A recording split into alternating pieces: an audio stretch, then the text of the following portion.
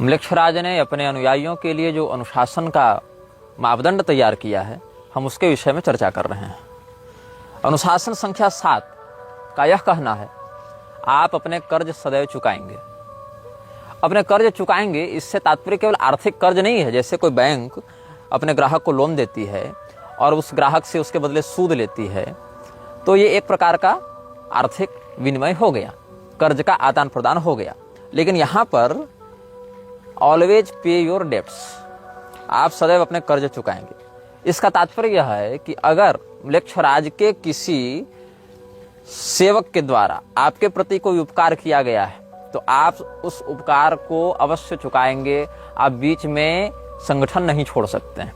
मतलब आप संगठन के द्वारा दिए गए उपकार का बदला सदैव चुकाते रहेंगे। जहां भी आपका कार्य क्षेत्र हो, जहां पर भी आप कार्य कर रहे हो, चाहे आप नेता हो, चाहे आप अभिनेता हो, चाहे आप खिलाड़ी हो, चाहे आप उद्योगपति हो, चाहे आप चिकित्सक हो, चाहे आप लेखक हो, चाहे आप वैज्ञानिक हो, चाहे आप व्यवसायी हो या जो भी हो, संगठन के द्वारा, म्लेच्छराज के लोगों के द्वारा आपके प्रति जो उपकार किया गया है, आपको जो बल या संसाधन प्रदान किए गए हैं, आप उसका बदला सदैव चुकाएंगे। कभी भी एक तरफा यह संबंध नहीं होगा कि आपने वहां से लाभ उठा लिया और जब अपने कर्तव्य के निर्वहन की बात आई तो आप पीछे हट गए। 8वां नियम यह कहता है, एक जान की कीमत गोली की कीमत से सदैव अधिक होती है। ये बात जानकर आपको आश्चर्य होगा कि विश्व में हथियारों की सप्लाई, हथियारों के निर्माण, हथियारों की खपत बहुत अधिक है और बड़ी बड़ी अर्थव्यवस्थाएं केवल इसीलिए चल रही हैं कि कहीं पर युद्ध हो रहा है। किसी देश में चल रहे युद्ध से वहां की अर्थव्यवस्था नष्ट होती है, तो किसी देश में उसी युद्ध के कारण अर्थव्यवस्था चमक जाती है। लेकिन म्लेच्छराज का यह नियम है कि उसके अनुयायी गोली से अधिक जान की कीमत समझेंगे, गोली से अधिक महत्व प्राण को देंगे। अब गोली जो है वो म्लेच्छराज के अर्थव्यवस्था में एक बहुत बड़ा हिस्सा अदा करती है। गोली के कारण, हथियारों के कारण, मिसाइल के कारण, बम बारूद के कारण म्लेच्छराज की अर्थव्यवस्था बहुत ऊपर जाती है और साथ ही साथ विश्व की जनसंख्या उससे संतुलित रहती है। तो म्लेच्छराज को अपने मानसिक गुलामों के ऊपर नियंत्रण करने में बड़ी सुविधा रहती है। लेकिन इसका जो नियम है कि गोली की कीमत जान की कीमत से सदैव कम रहेगी, ये नियम उसके सेवकों के ऊपर बहुत महत्वपूर्ण रूप से लागू होता है, ताकि केवल वो लोग मरें जो म्लेच्छराज के प्रति पूर्णतया समर्पित नहीं है। क्योंकि अगर अपने ही गुलाम मर जाएंगे तो काम कौन करेगा? इसलिए गुलाम जिंदा रहें, गुलाम अपना काम करते रहें। जॉम्बी जो हैं, जॉम्बी का सरदार जॉम्बी को नहीं मरने देता। वेम्पायर इत्यादि के जो सरदार है वो वेम्पायर को नहीं मरने देते, यही मैथोलॉजी में कहा जाता है। लेकिन ये बात यहाँ भी लागू होती है कि गुलाम अगर मर जाएंगे तो हमारे अभियान को आगे बढ़ाएगा कौन? हमको मैन पावर कहाँ से मिलेगा? इसीलिए लोग मरें, लेकिन मरने वालों में हमारे गुलाम न हो। हमारे गुलामों की जान की कीमत गोली की कीमत से सदैव ज्यादा रहेगी। इसीलिए जहां बड़े बड़े युद्ध हो रहे हों, वहां मरने वाले लोग या तो म्लेच्छराज के संगठन में, म्लेच्छराज के दल में बहुत निम्न स्तर के लोग हैं जिनके मरने से म्लेच्छराज की सत्ता को प्रभाव नहीं पड़ता, या फिर ये वो लोग हैं जिनको जिंदा रखकर अब म्लेच्छराज को कोई लाभ नहीं होगा। म्लेच्छराज का 9वां नियम यह कहता है, बिना पहले स्तर को पार किए आप अगले स्तर तक नहीं पहुंच सकते हैं। आपको जो काम करने के लिए कहा गया है, यदि आप उस काम में असफल होते हैं तो आप उसी स्तर में फंसे रह जाएंगे। जैसे कि किसी भी सत्ता के लिए अलग अलग स्तर होते हैं। जैसे कि नेतागिरी में भी स्तर है, मुखिया है, सरपंच है, उसके ऊपर आप नगर पंचायत या जिला परिषद देख लीजिए, उसके ऊपर सांसद है, विधायक सांसद देख लीजिए, उसके ऊपर प्रधानमंत्री, मुख्यमंत्री इत्यादि हैं। तो उसी प्रकार से यहाँ भी अलग अलग स्तर हैं। और फ्रीमेसन्स में भी 33 स्तरों की बात कही जाती है और फ्रीमेसन्स भी काउंसिल ऑफ 17 का एक हिस्सा है। फ्रीमेसन्स हो, इल्यूमिनाती हो या बोन एंड स्कल्स हो, ये सब अलग अलग जो अनुभाग चल रहे हैं म्लेच्छराज के, ये सभी काउंसिल ऑफ 17 का ही हिस्सा है। काउंसिल ऑफ 17 में 15 संस्थाएं हैं और जो 2 हैं वो आर्द्रम्लेच्छ और अनाम्लेच्छ हैं। जो मतलब जैसा कि मैंने आपको पिछले अनुभाग में बताया था, एक ही शरीर में रहने वाली 2 शक्तियां हैं, आर्द्रम्लेच्छ और उसका नियंत्रक अनाम्लेच्छ। तो ये 16 लोग जो 17वें के साथ युक्त हैं, उनमें 15 तो संगठन के नायक हैं, एक उनका भी नायक है, और उसके अंदर जो 17वां है वो इन समस्त लोगों को शैतानी ऊर्जा प्रदान करने वाला तत्व है। तो यहां पर मैं बता रहा था, नवा नियम यह कहता है कि कोई भी व्यक्ति जिसको जो प्रोजेक्ट दिया गया है, जो टारगेट दिया गया है, जो काम दिया गया है, उसको जब तक वो पूरा नहीं करता तब तक उसको अगले स्तर में प्रवेश की अनुमति नहीं मिलेगी। उसको ये पता नहीं चलेगा कि हम किसके लिए काम कर रहे हैं, उसको यह पता नहीं चलेगा कि हम जो यह कार्य किए, इस कार्य से किन सत्ताओं को लाभ पहुंचा, किस प्रकार के तत्वों को लाभ पहुंचा। हो सकता है आपको लग रहा है नेतागिरी में कि हमने ये कॉरिडोर बनवा दिया, ये प्रोजेक्ट कर दिया, ये पुल बनवा दिया, ये फैक्ट्री लगवा दी, तो इससे हमारे सीनियर नेता को लाभ हुआ, लेकिन उसके ऊपर जो बैठा है उस तक आप नहीं पहुंच सकते। जैसे किसी गेम में एक लेवल पार करने के बाद दूसरा लेवल अनलॉक होता है और उसके बाद आपको पता चलता है कि आगे की कहानी क्या है या आगे की प्रणाली क्या है, वैसे ही यहाँ पर समझना चाहिए कि एक स्तर के कार्यों को बिना पूरा किए हुए आप ऊपर के अधिकारियों से नहीं मिल सकते और ऊपर के अधिकारियों की वास्तविकता को नहीं जान सकते हैं। 10वां नियम यह कहता है कि आप कभी भी अपने जीवन के निर्णयों से म्लेच्छराज की सत्ता को प्रभावित नहीं करेंगे नकारात्मक रूप से। आपके द्वारा की गई कोई डील, आपके द्वारा किया गया कोई निर्णय, आपके द्वारा दिया गया कोई वक्तव्य अगर म्लेच्छराज की सत्ता को एक्सपोज कर रहा है, म्लेच्छराज की सत्ता के हितों के विरुद्ध जा रहा है, तो आपको न केवल उसके संगठन से बाहर किया जाएगा, अपितु आवश्यक होने पर 2 स्थितियों में या तो आपको निजी रूप से गायब कर दिया जाएगा, मार दिया जाएगा, या फिर आपके समस्त परिवार और राजदारों के साथ आपको नष्ट कर दिया जाएगा। तात्पर्य यह है कि यदि आप किसी विषय में कंप्रोमाइज कर रहे हैं, किसी विषय में निर्णय ले रहे हैं और वो निर्णय आपके उच्चाधिकारियों के संज्ञान के बिना है, तो आप इस बात को सुनिश्चित करें, यदि जिंदा रहना चाहते हैं तो, कि आपके द्वारा लिए गए निर्णय से आपके उच्चाधिकारी नकारात्मक रूप से प्रभावित नहीं हो। म्लेच्छराज के 11वें नियम को कहते हैं मंदिर का नियम। इस नियम को इसने वेदों से चुराया है। वेदों में एक सिद्धांत है, देहो देवालय प्रोक्तो जीवो नाम सदाशिव त्यजेत ज्ञान निर्माल्यम सोहम भावेन पूजयेत। तात्पर्य क्या है? हमारा शरीर ही मंदिर है और उसमें रहने वाला जीवात्मा ही परमात्मा का स्वरूप है। इसीलिए शरीर रूपी मंदिर में रहने वाले चेतन रूपी देवता की हम आराधना करते हैं और अपने अज्ञान को ही निर्माल्य समझकर उसका विसर्जन करते हैं, ज्ञान को ही उपलब्धि मानकर स्वीकार करते हैं। मैं वह परमात्मा हूं, मैं ही परमात्मा का अंश हूं, मैं ही परमात्मा हूं, ऐसा समझते हुए जीव और ब्रह्म में अभिन्नता का विचार करते हुए आत्मयजन का उपदेश शास्त्र करते हैं। लेकिन इसी बात को नकारात्मकता की ओर से ले जाते हुए जो 11वां नियम है वह कहता है कि पहले नियम के आधार पर आपने जिस अनाम वृक्ष के ज्योति की प्रतिष्ठा अपने हृदय में की थी, उसी ज्योति को आप अपने आत्मसात भाव से जगाते रहें और अपने शरीर को कभी भी आप क्षति नहीं पहुंचा सकते हैं। एक बात ध्यान दीजिएगा, पूरे विश्व में ड्रग, नशेबाजी, व्यभिचार और मानव तस्करी इत्यादि में म्लेच्छराज का प्रत्यक्ष हाथ है, किंतु म्लेच्छराज के जो उच्चाधिकारी हैं उनको शराब पीने की अनुमति नहीं होती है। म्लेच्छराज के उच्चाधिकारियों को ड्रग लेने की अनुमति नहीं होती है। म्लेच्छराज के छोटे छोटे सेवक कर सकते हैं ऐसा, क्योंकि कंज्यूमर भी तो वही बनाएंगे ना, लेकिन म्लेच्छराज के जो उच्चाधिकारी हैं वो कोई भी ऐसा तत्व अपने शरीर में नहीं डाल सकते हैं जो उनके शरीर के वाइटल ऑर्गन्स को प्रभावित करे, उनके शरीर के किडनी, लिवर इत्यादि को नष्ट करे। क्योंकि जितने शरीर में वो ज्योति प्रतिष्ठित रहेगी, अनाम म्लेच्छ की सत्ता प्रतिष्ठित रहेगी, उतनी उसकी शक्ति बढ़ेगी। इसीलिए अपने प्रमुख अधिकारियों को शराब पीने, चरस फूकने और किसी भी प्रकार के ऐसे ड्रग को लेने से म्लेच्छराज ने प्रतिबंधित रखा है जो कि उसके सेवकों के शरीर को अस्थायी रूप से क्षति पहुंचा सकते हैं या अंगों को विकृत कर सकते हैं। म्लेच्छराज का 12वां नियम ये भी इसने वेदों से चुराया है। वेदों का अनुशासन है, मातृदेवो भव, पितृदेवो भव, आचार्य देवो भव। म्लेच्छराज ने इसी बात को अपने स्वार्थ के लिए प्रयोग किया और अपने सेवकों के लिए इसको नकारात्मक रूप से प्रस्तुत किया। म्लेच्छराज का यह कहना है कि जो व्यक्ति अपने माता पिता के प्रति वफादार होता है, माता पिता के प्रति निष्ठा रखता है, वही व्यक्ति म्लेच्छराज का सच्चा सेवक भी बन सकता है। आपको आश्चर्य होगा जानकर कि कैसे। अगर कोई व्यक्ति अपने माता पिता से बहुत प्रेम करता है, अपने माता पिता की बात मानता है, तो इस बात से यह भी साबित होता है, यह बात भी सिद्ध हो जाती है कि वो व्यक्ति कभी भी कोई ऐसा कृत्य नहीं करेगा जिससे उसके माता पिता दुखी हों, उसके माता पिता रुष्ट हों, उसके माता पिता की सुरक्षा पर कोई नकारात्मक प्रभाव पड़े।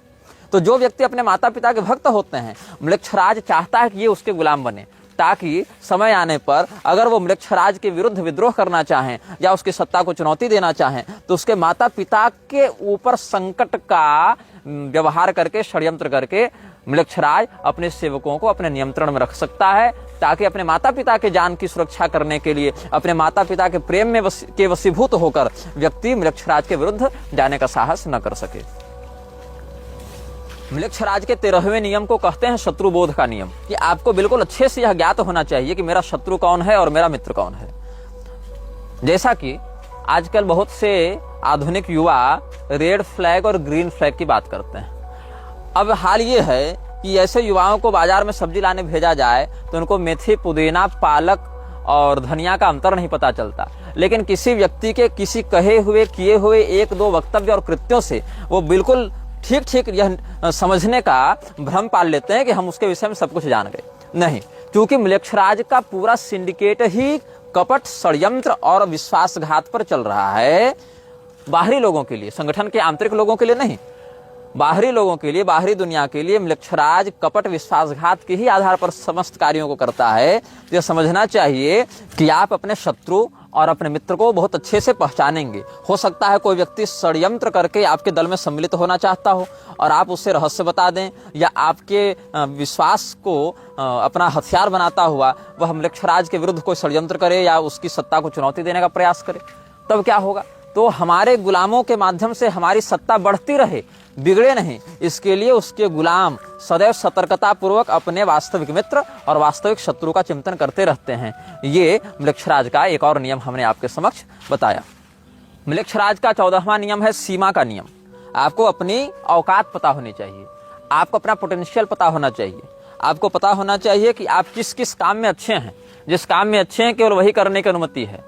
एक्सपेरिमेंट नहीं करना है कि हम ये काम करके देखते हैं, हम ये काम करके प्रयास करते हैं। म्लेच्छराज के अभियान में एक्सपेरिमेंट की अनुमति नहीं है, वहां परिणाम की निश्चितता होनी चाहिए। हम जो कर रहे हैं उससे हमारे अभियान में क्या परिणाम प्राप्त होगा ये शोध का विषय नहीं होना चाहिए। जब आप समाज में किसी हथियार को लॉन्च करेंगे, जब आप समाज में किसी महामारी को लॉन्च करेंगे, जब आप समाज में किसी प्रकार के व्यवस्था को लागू करेंगे, तो उस बात का परीक्षण करने के लिए लागू नहीं करेंगे, परिणाम की प्राप्ति को होने के लिए लागू करेंगे। यही 14वां नियम है जो कहता है सीमा का नियम। सीमा का नियम मतलब आपको अपनी लिमिट पता होनी चाहिए, आपको अपना सामर्थ्य और अपनी कमजोरी का बिल्कुल स्पष्ट बोध होना चाहिए। म्लेच्छराज का 15वां नियम यह कहता है आप अपने नायक को प्रतिस्थापित नहीं कर सकते हैं। There would be only one and only one boss. इसका अर्थ है कि म्लेच्छराज का कोई उत्तराधिकारी नहीं होगा। म्लेच्छराज का कोई चयन नहीं कर सकता है कि चलो काउंसिल ऑफ 17 में आज हम इसको बना दिए, 5 साल के बाद इसको बना दिए, उसको बना दिए। बिल्कुल नहीं, ये प्रतिबंधित है। वहां पर इस प्रकार की दावेदारी नहीं हो सकती है कि अभी वाला म्लेच्छराज जो है आर्ध म्लेच्छ, उसको प्रतिस्थापित कर दें और उसके जगह हम उसी काउंसिल से किसी दूसरे नेता को उठाकर खड़ा कर दें। ऐसा बिल्कुल नहीं हो सकता है। म्लेच्छराज के यहाँ वोटिंग का कोई सिस्टम नहीं है, कोई व्यवस्था नहीं है। म्लेच्छराज इस बात को बिल्कुल स्पष्टता से कहता है कि आप किसको अपना नायक मानते हैं और उस नायक के प्रति आप वफादार बने रहें, और निश्चित ही वो स्वयं को ही सर्वश्रेष्ठ नायक के रूप में ख्यापित करता है। यहाँ तक कि म्लेच्छराज 2 प्रकार के विकल्प देता है, या तो आप ईश्वर को अपना सर्वस्व माने या तो पैसे को। यदि आप ईश्वर को अपना सर्वस्व मानते हैं तो इसका अर्थ है कि आप म्लेच्छराज के संगठन में प्रवेश पाने योग्य नहीं हैं। यदि आप पैसे को अपना सर्वस्व मानते हैं तो म्लेच्छराज आपको इतना कुछ दे देगा जिसकी आपने कभी कल्पना भी नहीं की होगी। 16वां नियम पलायन का नियम है। पलायन का नियम यह कहता है कि आप भागने से डरेंगे नहीं। ये एक विचित्र बात है, क्योंकि आमतौर पर अच्छा उसको माना जाता है जो भागे नहीं, परिस्थितियों का डटकर सामना करे। लेकिन म्लेच्छराज का 16वां नियम है पलायन का नियम। आपको बिल्कुल पता होना चाहिए कि कहां पर भागना फायदेमंद है, कहां पर कदम पीछे खींचना फायदेमंद है, कहां पर बने रहने से आपको क्षति होगी। इसीलिए आप परिस्थितियों से भागने के लिए सदैव तैयार रहें। लड़ने के लिए तो तैयार हैं, ठीक है, लेकिन प्रयास करें कि यदि अपने आप को छिपाकर, अपने आप को भगाकर अगर स्थिति को अपने अनुकूल किया जा सकता है तो केवल ज्यादा ड्रामेबाजी, डायलॉगबाजी, होशियारी, हीरोगिरी दिखाने के चक्कर में काम न करें। वहां से पलायन कर जाएं, छिप जाएं और अपने रूप को छिपा लें ताकि आपकी वास्तविकता समाज के सामने न आए। 17वां नियम है अच्छाई का नियम।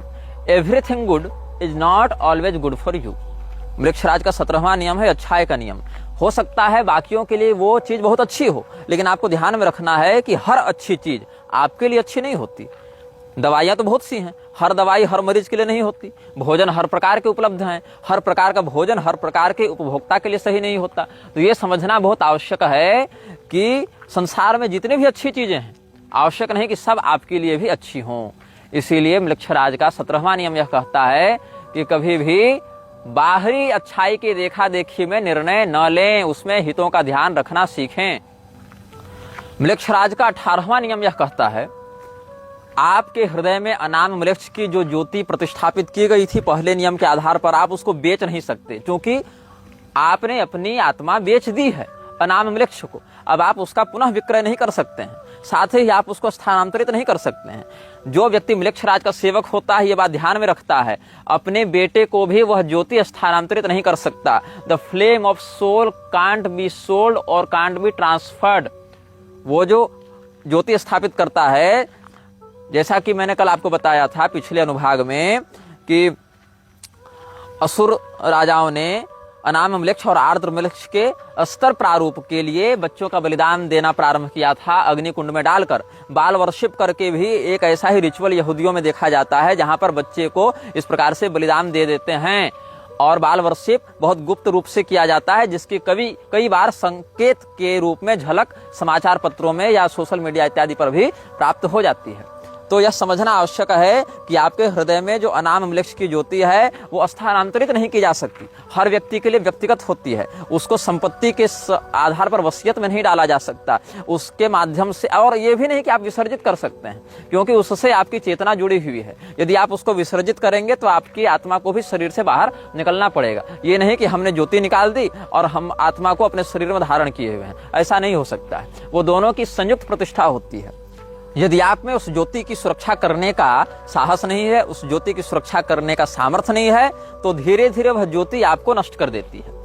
अर्थात जैसे आप किसी गाड़ी में बैठे हुए हैं और गाड़ी का नियंत्रण कर रहे हैं, लेकिन अगर गाड़ी से आपका नियंत्रण चला जाए तो वो गाड़ी स्वयं को भी नष्ट कर लेती है और आपको भी नष्ट कर देती है। उसी प्रकार से हृदय में जो अनाम मृक्ष की ज्योति जलती है, जब द फ्लेम ऑफ सोल जो उसने स्थापित किया हुआ है, वह जो अग्नि ज्वाला है, उस अग्नि ज्वाला को यदि आप नियंत्रित नहीं करते हैं तो अग्नि ज्वाला आपको नियंत्रित करते हुए मानसिक रूप से पागल कर देती है और विनष्ट कर देती है। 19वां नियम यह कहता है the talks of house remain in the house.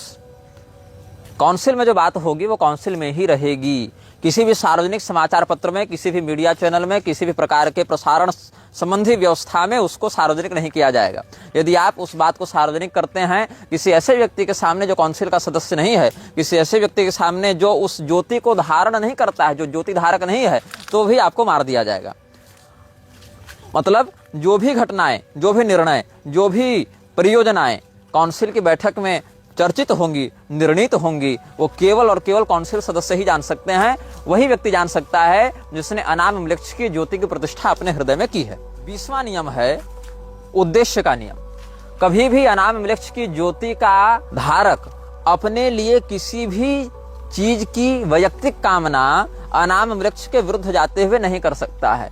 मृक्षराज के उद्देश्य को पूर्ण करना ही उसके जीवन का, उसके कृत्य का अंतिम और सर्वोच्च लक्ष्य होना चाहिए। वो प्रसिद्धि की चाह में, पैसे की चाह में या समाज में प्रतिष्ठा की चाह में अनाम वृक्ष के विरुद्ध नहीं जा सकता है और अनाम वृक्ष के अभियान को खतरे में नहीं डाल सकता है। You will not seek for your name and fame, you will always seek for Mrikshraj success in his missions. यह वीडियो जल्द ही हटा दिया जा सकता है। कृपया थर्ड पार्टी ऐप्स का उपयोग करके डाउनलोड करें। आप इस वीडियो को अपने चैनल पर फिर से अपलोड भी कर सकते हैं।